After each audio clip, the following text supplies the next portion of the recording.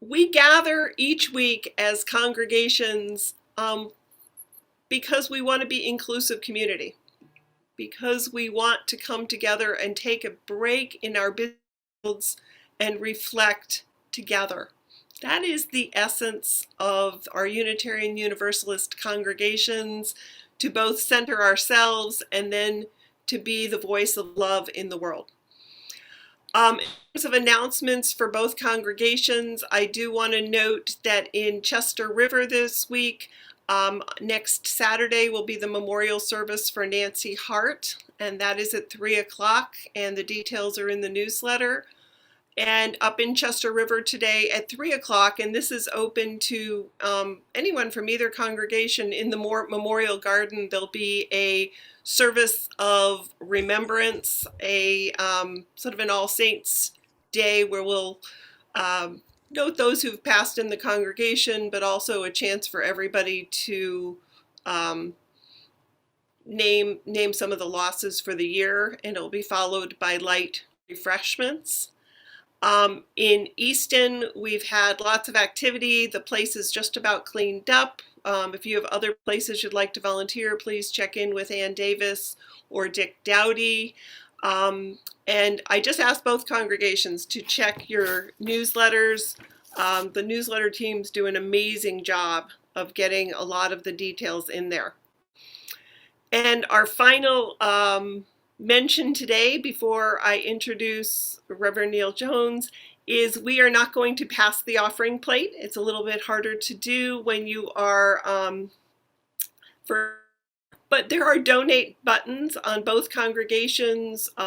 Folks are fulfilling their pledges. It is just amazing to watch the generosity of both congregations. So we invite you to donate as you're willing and able. Thank you. So our guest today, one of the experiments we're doing is on the fifth Sunday. There's a fifth Sunday this year in October, in January, and in April. We wanted to invite a guest who we would not, maybe couldn't come to us physically, but if we brought us all together, we could have that speaker with us today to offer a message. So I'm going to have Reverend Neil offer a little bit more of his own introduction, but he's coming to us from North Carolina, and he comes to us as a rich background of both clinical psychologist and as an ordained UU minister. So with that, Neil, I'm just going to ask you to just briefly introduce yourself and then light our chalice. And I'm going to go on mute and I'm going to actually turn off my video so I can be gearing up for this screen sharing excitement. Oh, well, thank you. And thank you, Sue. And thank you, UUs of both congregations. I commend you for coming together in this cooperative venture. You know, we UUs tend to be isolationists. Each congregation tends to do its own thing. So I commend you that you come together, at least on the fifth Sunday of a month for a joint service. As Sue said, my name is Neil Jones. I grew up in North Carolina. I served UU congregations in Texas, in North Carolina, and South Carolina. And my last congregation was in Philadelphia before moving to Asheville 2 years ago to resume an old career as a psychologist. So I guess one way of looking at this is that here's a guy who can't make up his mind of what he wants to do with his life. Maybe I'll figure it out one of these days. Anyway, I'm glad to be with you today. Our chalice lighting goes like this. We light this chalice to remind us to treat all people kindly because they are our brothers and sisters, to take good care of the earth because it is our home, and to live lives filled with goodness and love because that is how we become the best people we can become. And now we will have our opening hymn. We hope so. Let's see. That's going to share the wrong thing. Hey, Sue, Yeah? Do you I have? can try. I can try it one more time if you want me to. I would love you to. Uh, I've got the files open, but yeah. that's okay. I've got my own copy. See if this plays this time.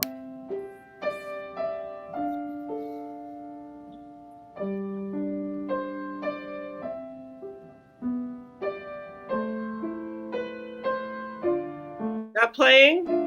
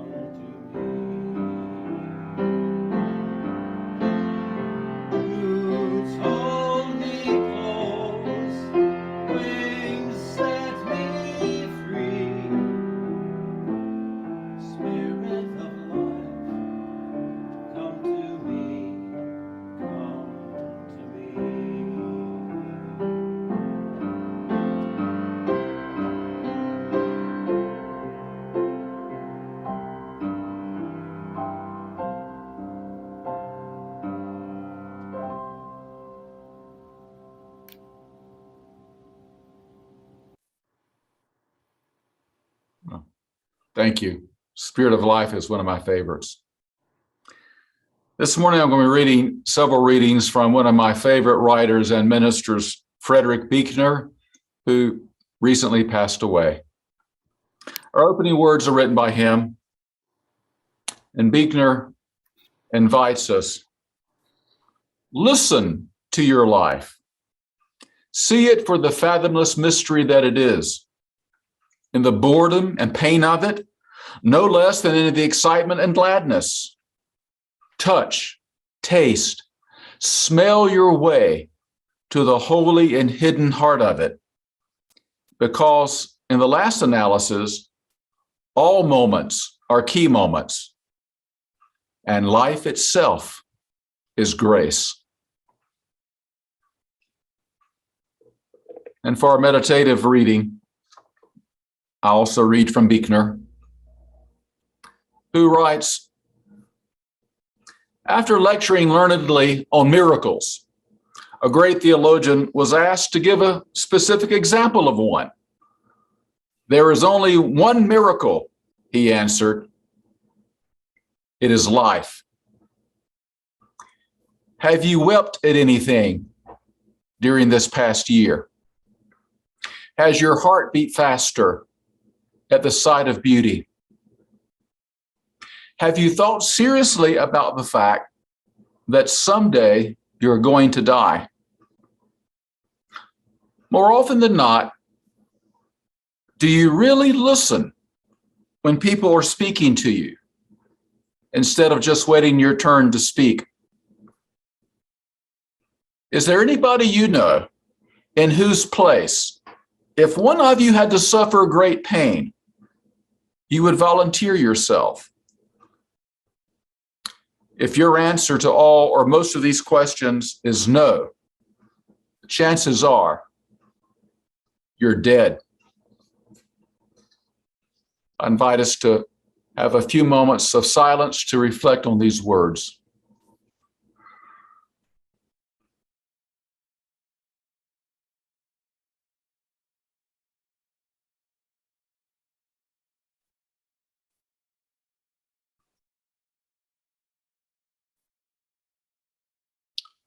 Amen.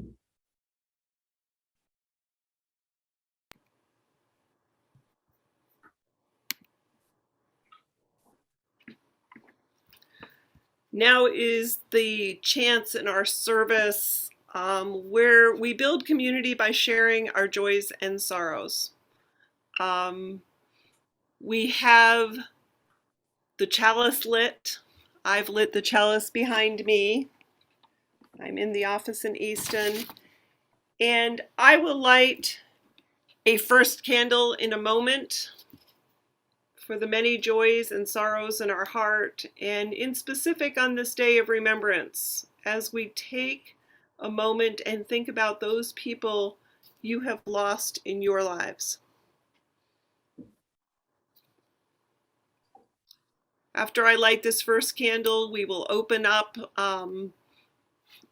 the Zoom room, and I would ask John Ramsey and Dave Moore to recognize folks you see that need recognition.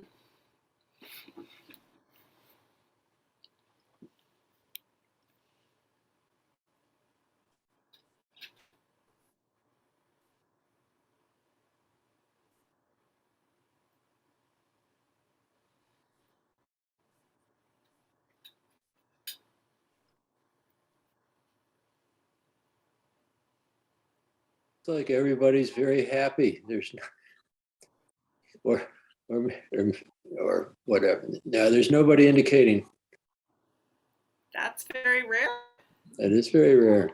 Oh, Annie, and unmute yourself. Unmute yourself, please.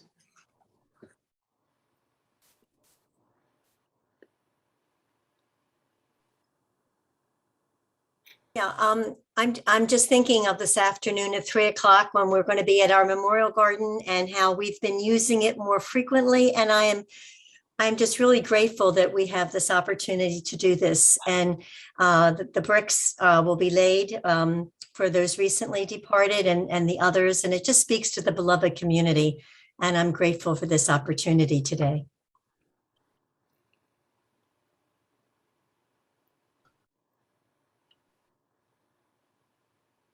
And her husband is one of the techs. I just unmuted. Sorry, babe. Hi. Sorry. I'm Nancy's daughter. I just wanted to say I'm grateful that this community is here for my father and my brother.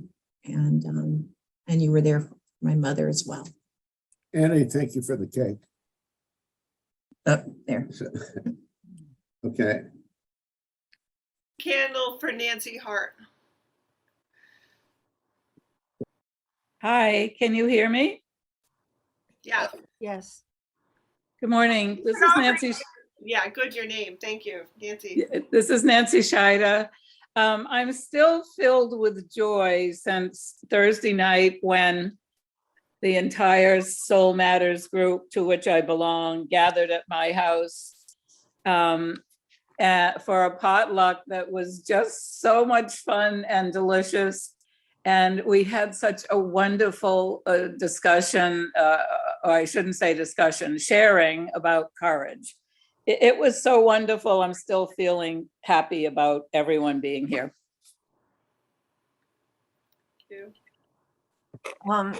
I am also happy that this is Linda Weimer. I don't have my picture on because I just fell out of bed, but I met some new friends at the Queen Anne Democratic Club in the past couple of weeks, and I've been very active with them, and it's given me a sense of purpose and a lot of more face-to-face contact in a field that I'm interested, and I'm just really grateful that I've come across them. Thank you. Anybody else? John? Actually, I would like to say something. Jim Lavin and I last week were very honored to have come down to UUFE and participate in the goodbye, farewell, whatever service for Boshena. And I thought it was a very strong tribute to what she means to UUFE. And I hope we don't lose touch with her.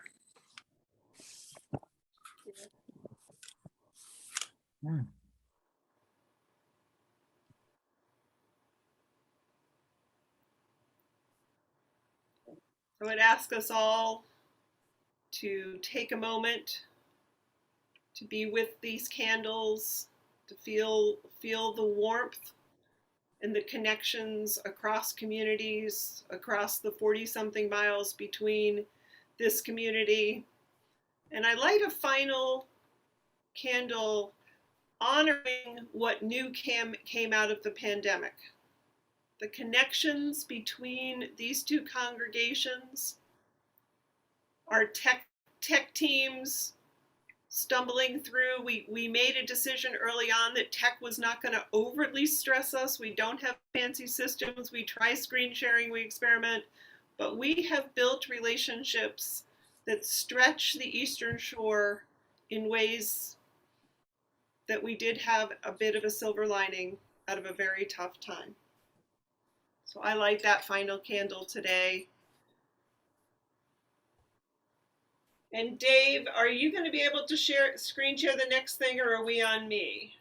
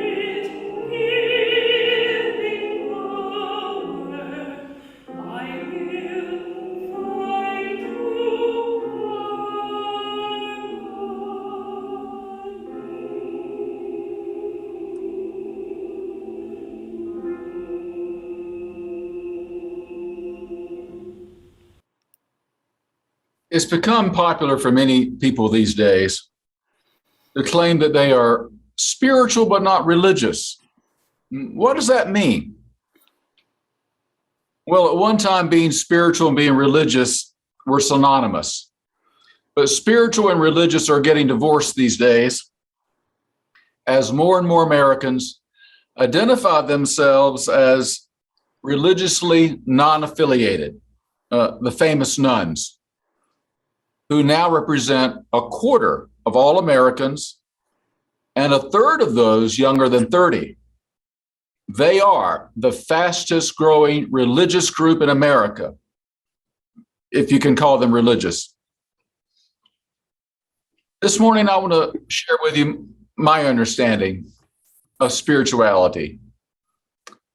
And I understand spirituality as our capacity to connect with that which is greater than ourselves. Now, the more traditionally religious among us might use the word God to describe that something greater, whereas we humanist types prefer words such as humanity, life, the world, or the universe. Spirituality is the largest perspective by which we understand ourselves, others, our world, and life. And this transcendent connection gives us a sense of purpose and meaning, as well as a context for developing our ethics and values. Now, some people's sense of the transcendent is large as all of humanity, all living beings, the planet, the universe, or life itself. Whereas some people's sense of transcendence does not extend very far beyond themselves, perhaps no further than their own family, their ethnic group, their religion, or their nation.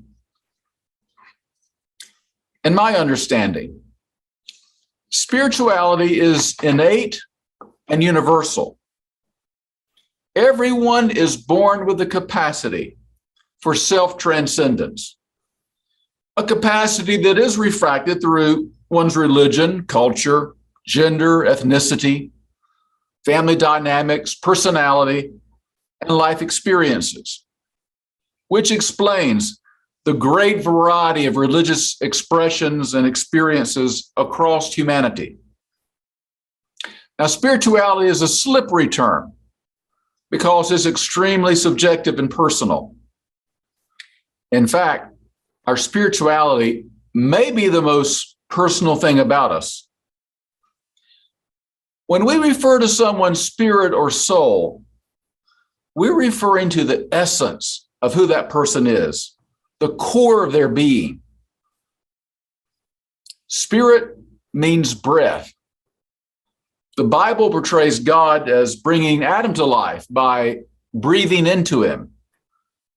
Like our breathing, our spirituality animates our lives by centering, organizing, and defining who we are. Now, religion is a group's organized expression of spirituality, with the trappings of history and tradition, beliefs and doctrines, rituals and ceremonies, sacred writings and ecclesiastical authorities. But spirituality is deeper and broader than any particular religious tradition. Just as a bucket of seawater can give us a taste of the ocean, but cannot contain the ocean, no religion can express all of spirituality. And any religion which claims to be the only way to truth is being presumptuous and arrogant, in my opinion. That's why I appreciate Unitarian Universalism's embrace of all religious, philosophical, and spiritual paths, as audacious as that attempt may be.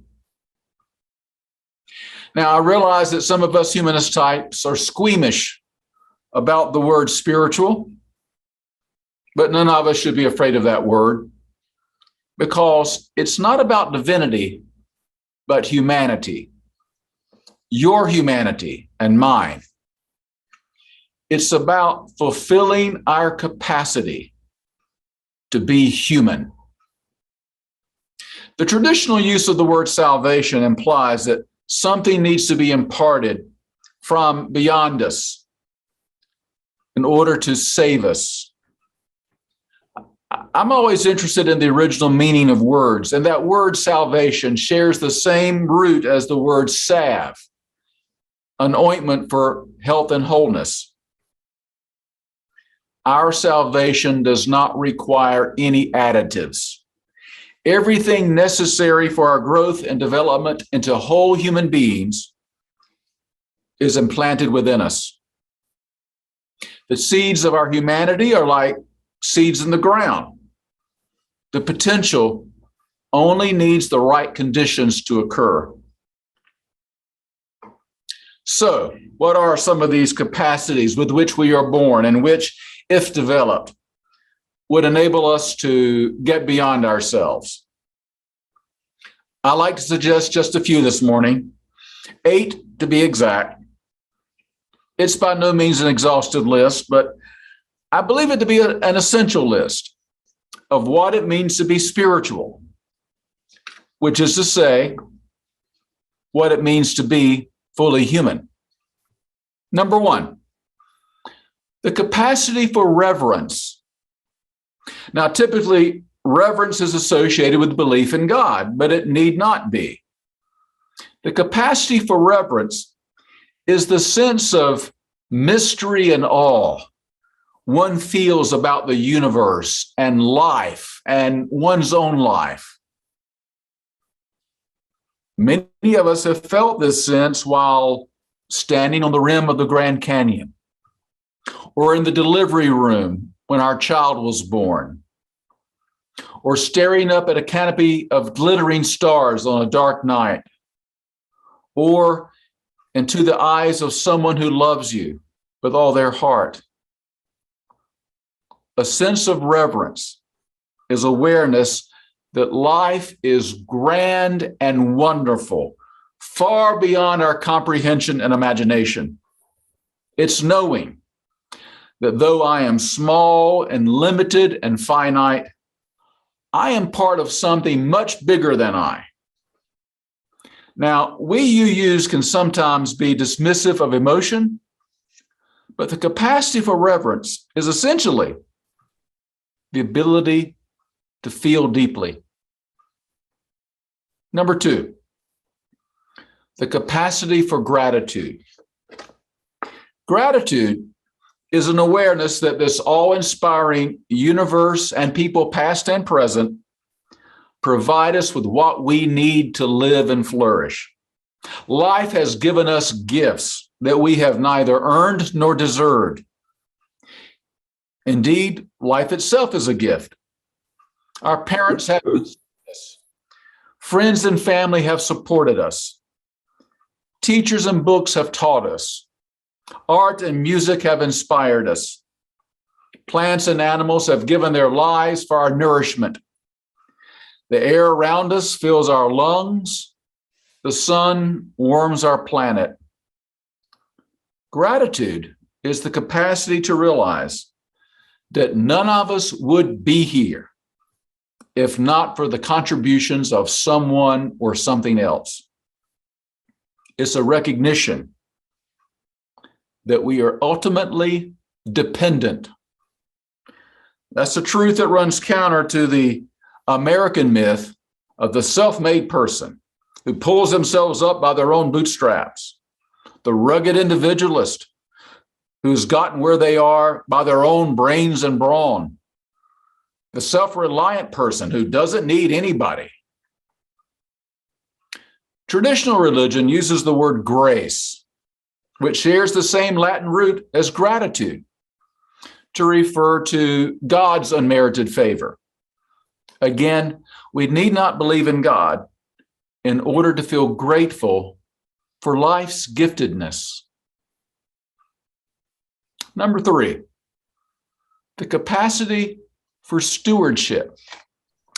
Now, I recognize that in church, stewardship has become synonymous with the pledge drive, but it's a word with much richer connotations.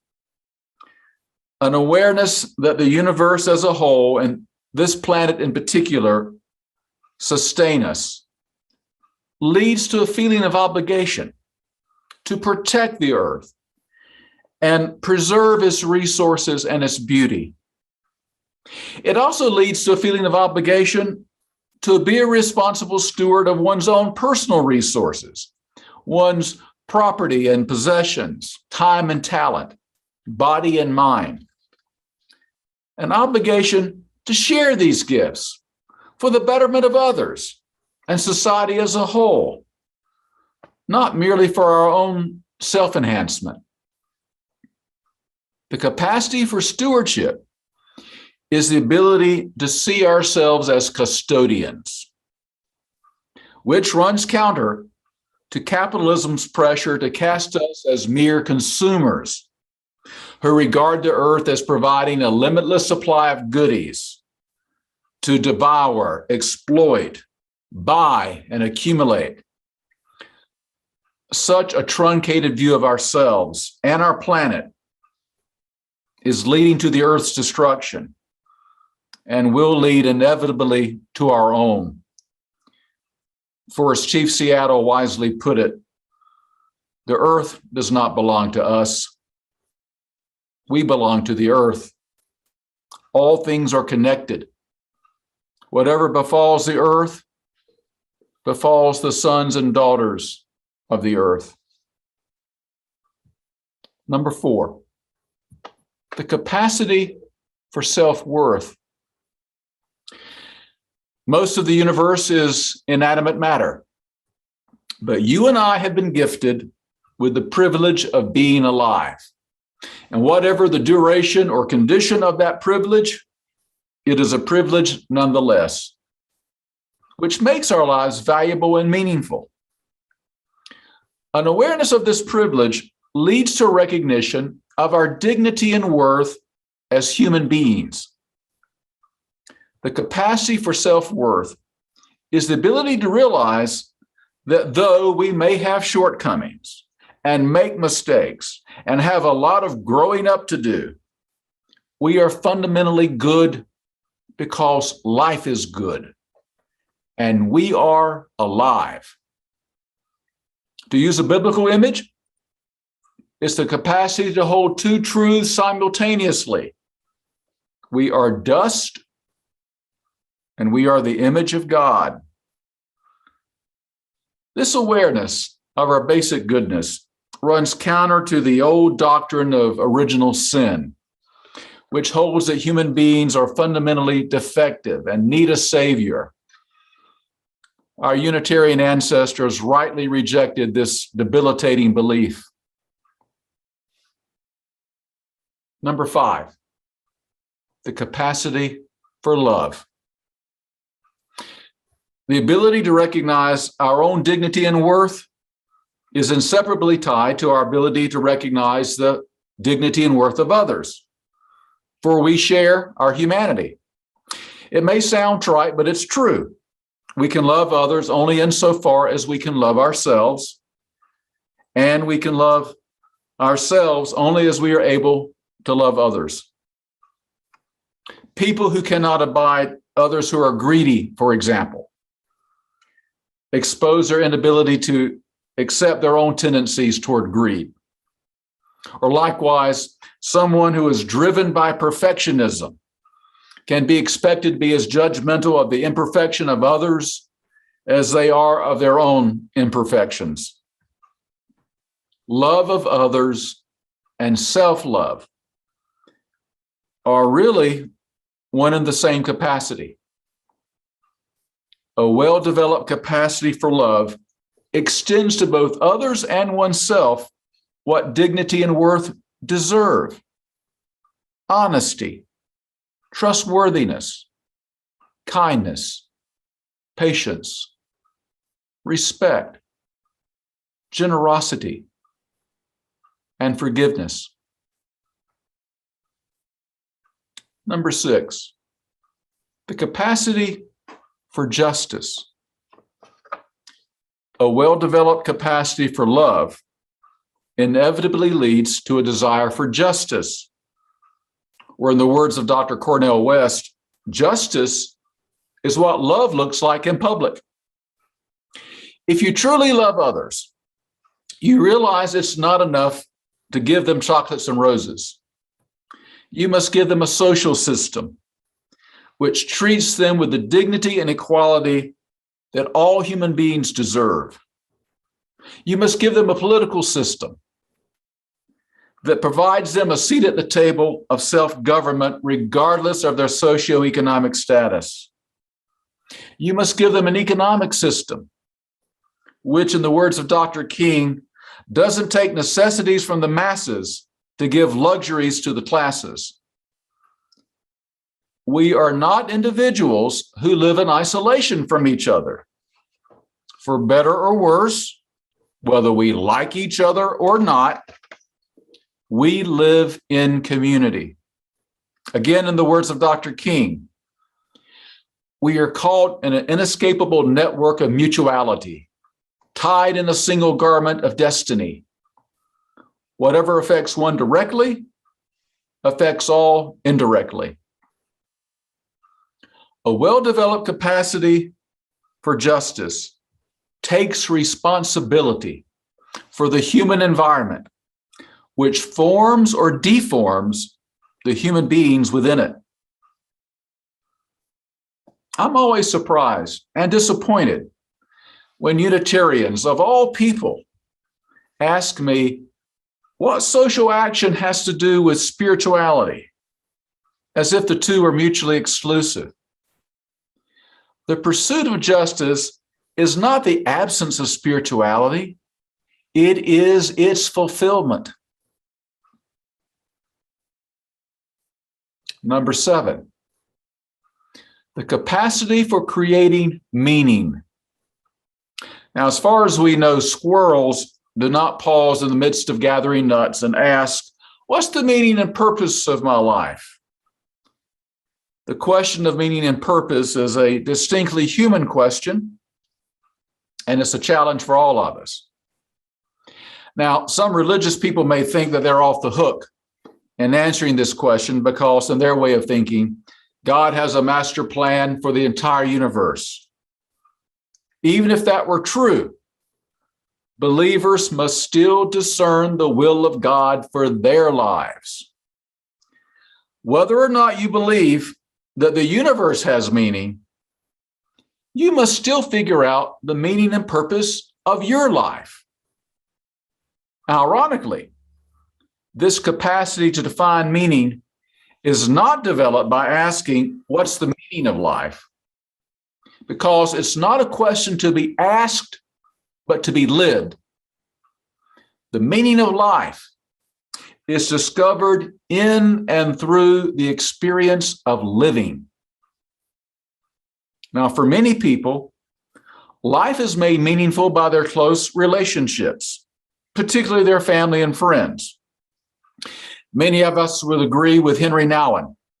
There's no reason to live if there's nobody to live for. Many live for their work. The biblical book of Genesis describes work as a curse. But for those of us who take pride in our work, who gain a sense of competency and mastery through our jobs, who feel that we're making a contribution to the lives of others, work feels more like a vocation than an occupation. Many define their life's meaning through their service to the larger community, through making this world a better place than they found it. And many find meaning in savoring the gifts of life, in relishing the small pleasures that are easy to overlook. The aroma of a fresh cup of coffee, the crispness and coolness of clean sheets on the bed, the delight of a child's laughter, the orange glow of a setting sun. The more we immerse ourselves in life, the less the question of meaning matters, because the living of our lives answers the question for us. And number 8, the capacity to live with mortality. We humans are also the only animals who are haunted by an awareness of our mortality. Like the question of meaning, the issue of mortality is extremely personal. It's not simply that I know that all living creatures will die. It's knowing that I will die. A hard reality that many of us would rather not think about. I'm always amused by the certainty of some ministers that there is life after death. Some can describe the conditions of heaven and hell as vividly as the furniture in their living room. Wouldn't it be more honest to admit what we know and what we don't know? And wouldn't it demonstrate more integrity to make only promises we know we can keep? What we do know with certainty is that there is life before death. And this one life of which we know is made all the more meaningful because of our awareness that it will end. Or as the therapist Irvin Yalom put it, although the physicality of death destroys us, the idea of death saves us. Without a deadline, no pun intended, we postpone what we need to do. A deadline gives us a sense of urgency, and death, the ultimate deadline, gives our lives a sense of preciousness. I'm reminded each time a friend or acquaintance dies that we dare not fritter away this present moment, because it may very well be the only moment we have. We should savor the sweetness of the simple pleasures precisely because they do not last. We should be more fully present with others because they will not always be around. We should be more fully present with ourselves, being more authentic and less pretentious. We should put first things first and last things last. We should worry less and live more. A well-developed capacity for living in the shadow of death enables us to live as if our lives were not mere dress rehearsals. As far as we know, this is the one and only performance.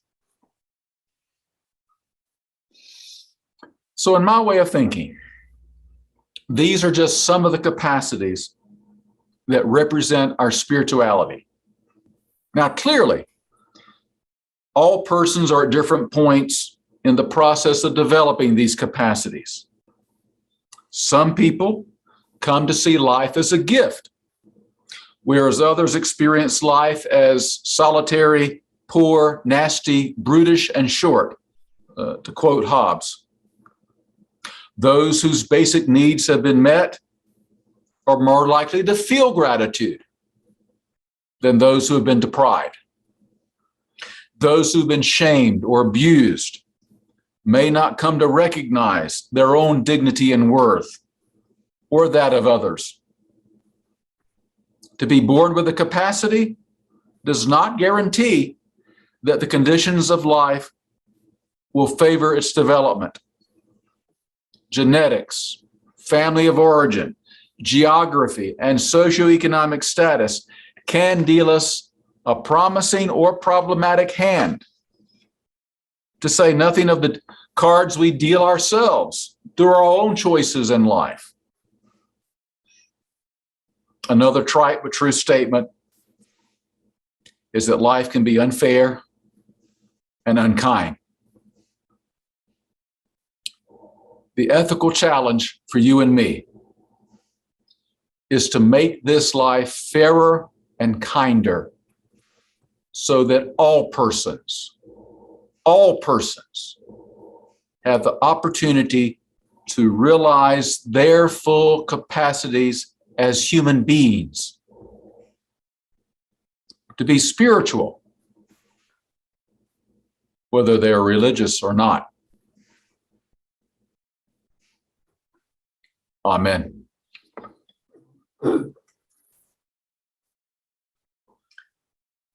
Our closing hymn is When the Spirit Says Do. So, and as we enter the final hymn, thank you, Neil. I do want to let folks know that Neil will close out the service after the hymn, but then we are inviting everyone. Neil has agreed to stay for a time of a question and answer type coffee hour. So for about 10 or 15 minutes after the service, if you've got stories that came to mind or anything else, we invite you to stay. We'll end the service with Go Lift It Up and then roll directly into our coffee hour. The other thing I just want to observe is as we looked to our music library to find which music we wanted to use today, you'll see we've got Philip Dutton from Chester River offering quite a bit of the music. When the Spirit Says Do comes with a slideshow, and it comes with a slideshow that's a little Easton centric, but if you look at those pictures, you'll remember almost all that time we were worshiping together during the pandemic. So Dave, in the name of all that is spiritual, let's see if we can screen share.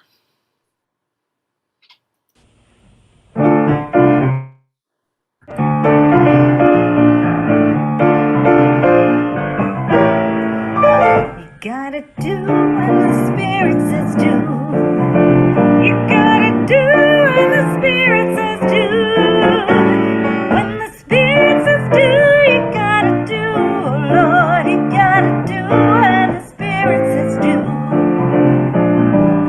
Spirit says do. Spirit says do.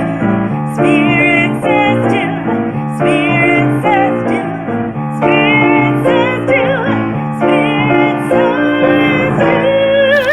You gotta sing when the Spirit says sing. You gotta sing when the Spirit says sing. When the Spirit says sing, you gotta sing. Oh Lord, you gotta sing when the Spirit says sing. Spirit says sing. Spirit says sing. Spirit says sing. Spirit says sing. Spirit says sing. Spirit says sing. You gotta paint when the Spirit says paint.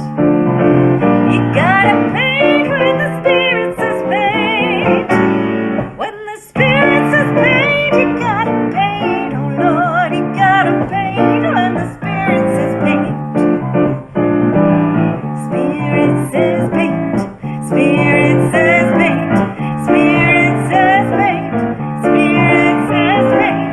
Spirit says paint. Spirit says paint.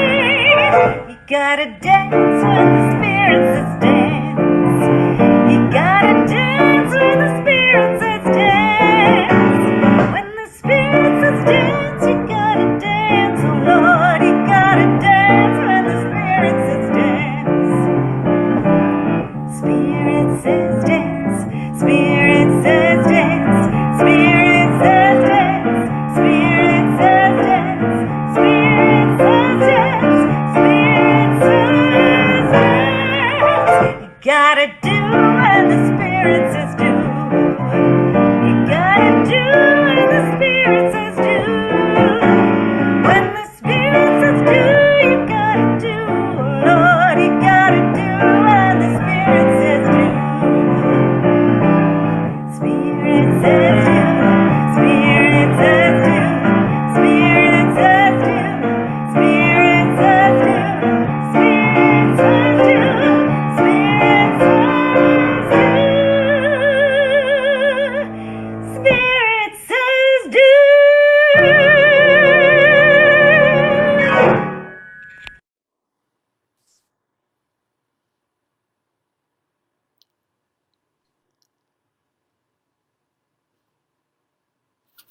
Wow. I love that rousing rendition. Our closing words once again come from Frederick Buechner, who writes, life. The temptation is always to reduce its size. A bowl of cherries, a rat race, amino acids. Even to call it a mystery smacks of reductionism. It is the mystery. As far as anyone seems to know, the vast majority of things in the universe do not have whatever life is. Sticks, stones, stars, space. They simply are. A few things are, and are somehow aware of it. They have broken through into something, or something has broken through into them. Even a jellyfish, a butternut squash. They're in it with us. We're all in it together, or it is in us. Life is it. Life is with. We extinguish this chalice now, but not the light of truth, the warmth of community, or the fire of commitment. These we carry in our hearts until we meet again.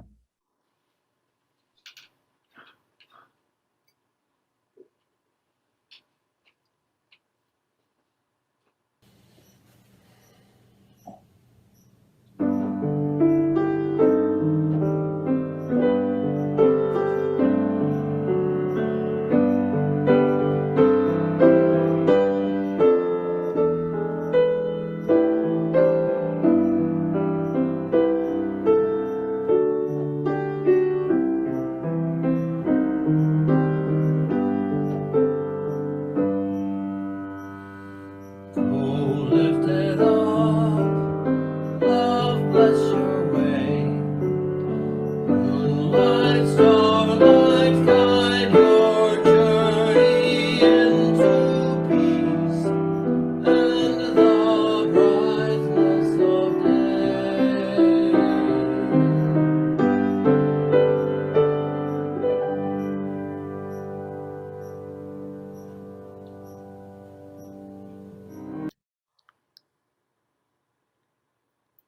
Thank you. And I don't know what our round of applause is for screen sharing and tech revitalism, but thank you, Dave, for figuring out screen sharing partway through, for everybody who was here today.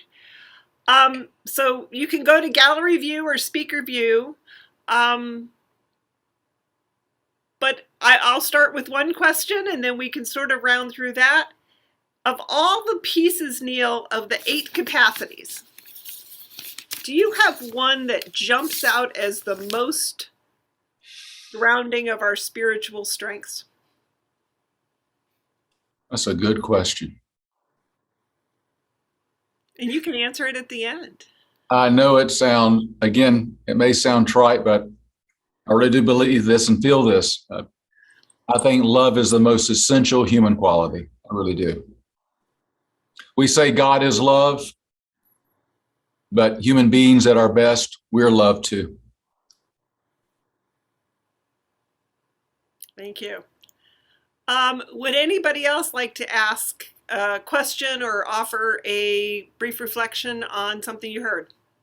And I would ask our folks that are good at finding who's raising their hand to do that. That'd be great.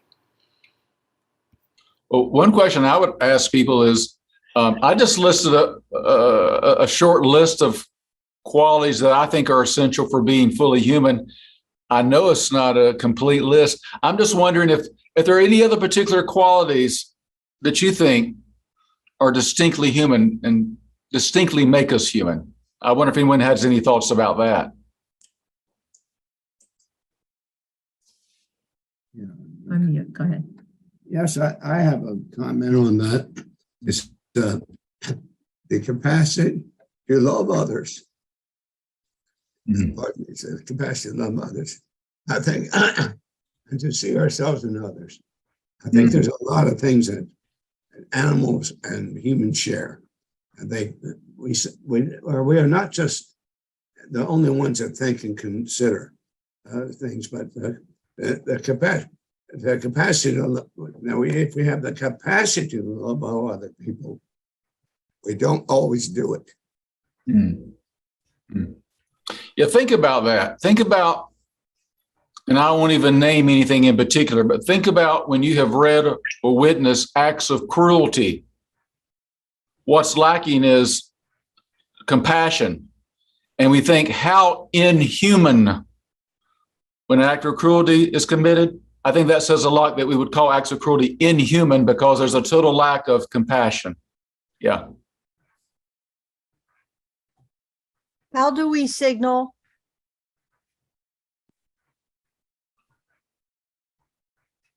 Oops. Linda Weimer got cut. Linda got cut off. Go ahead, Linda. Okay, the only thing that occurred to me, and I thought your presentation was excellent, and how logical and the traits that you drew out from each of those main principles seemed to cover everything. And I appreciated it very much that it's easy to follow, and I agree with those things. The only thing that popped to mind was perhaps curiosity,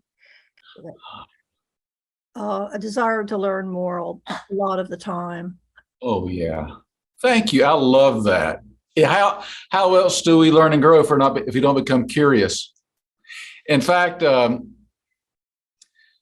a part of my practice as a therapist, I work a lot with couples, and I spend a lot of time encouraging them. I don't care how long they've been married or together. The longer we're together, the more we assume I know this other person. I have nothing more to learn about them, but it's not true. We're not married to the same person. Each of us change throughout life. And I'm always encouraging them, remain curious about your partner. Remain curious, because curiosity is an act of love. It's saying, I love you enough to be interested in wanting to really know you. So don't hesitate to keep asking questions. It's a way of saying, I love you.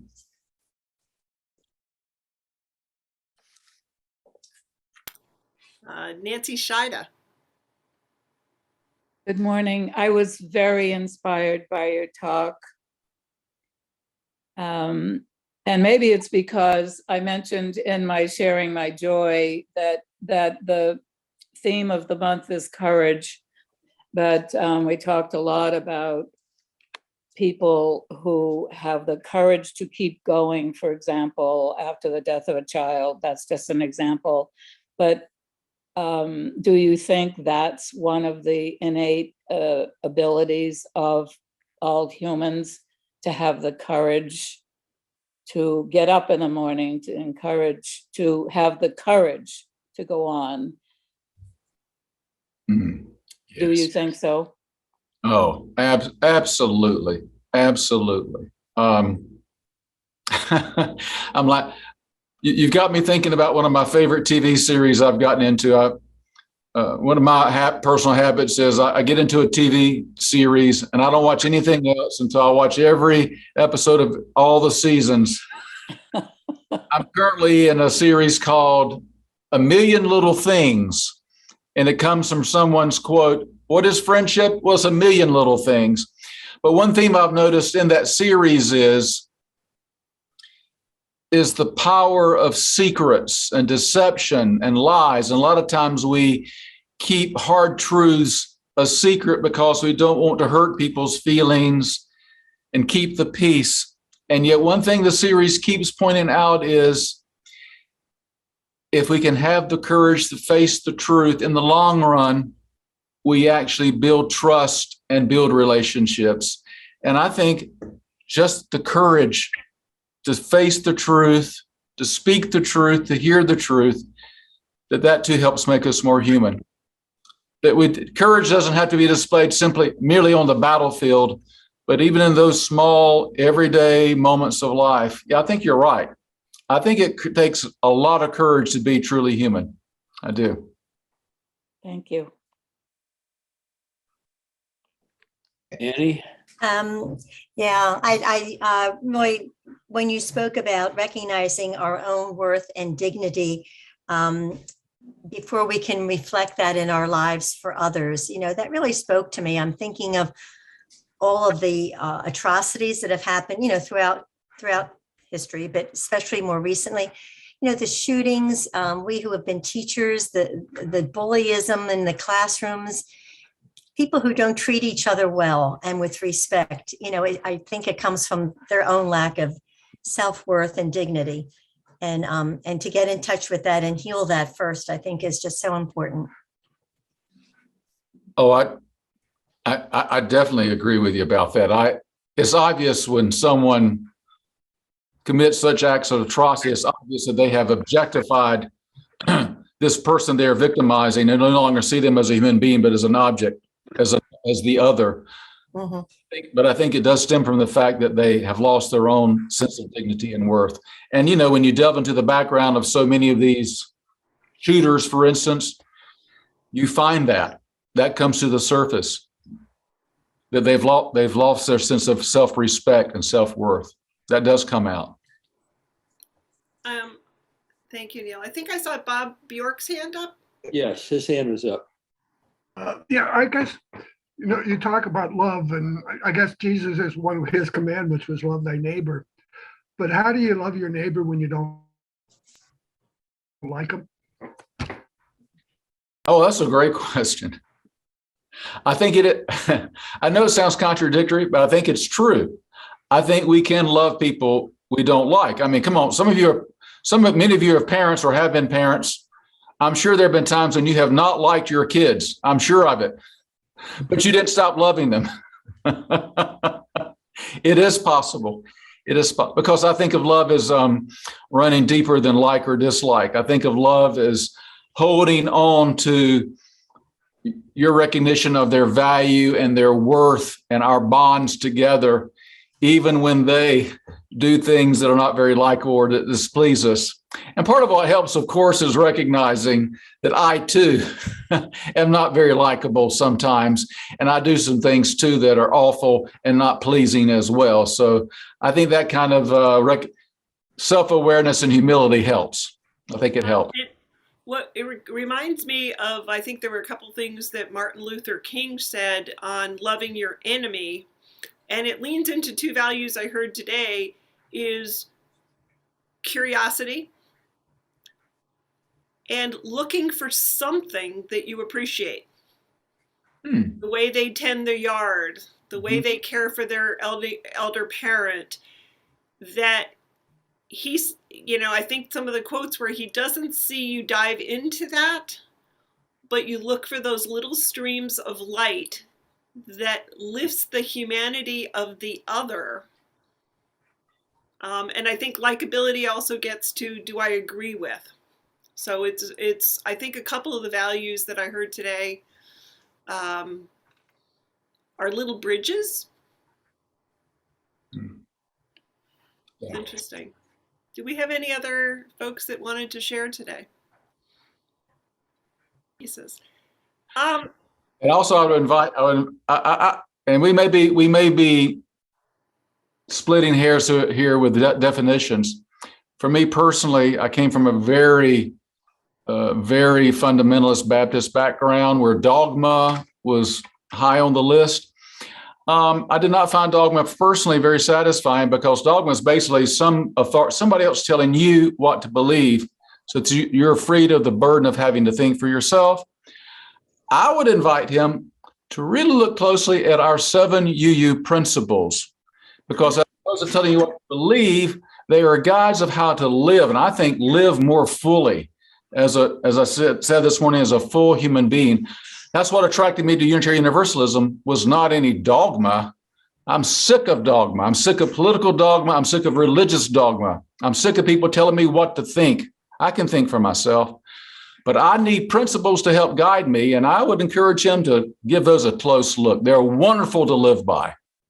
Yeah. Thank you. That's much. And we're about at the end of our 15, 20 minutes. Is there any other hands up right now with any other places? Any other thoughts? Neil, any closing words for us before we hit that end button and we disperse everyone here? Well, I just want to say thank you again for inviting me to be a part of this. I think it's wonderful that you guys get together like this, because again, we Unitarians tend to be isolationist. We tend to be very individualistic as individuals and as congregations. I love the fact that you guys joined together in some joint projects like this, even in worship on the fifth Sunday. I have loved being with you and a part of this discussion. I hope you'll have me back. I've absolutely loved my time with you this morning. Thank you. Well, thank you all. And if any members have any views on this experiment with Fifth Sundays, speakers you want to invite that are from national speakers, please let me or the worship teams in either congregation know. But we close in a spirit of love, curiosity, and care for one another. Take care and have a great week. Thank you, Neil. Thank you. Bye, Thank- Ray. Everyone. Well,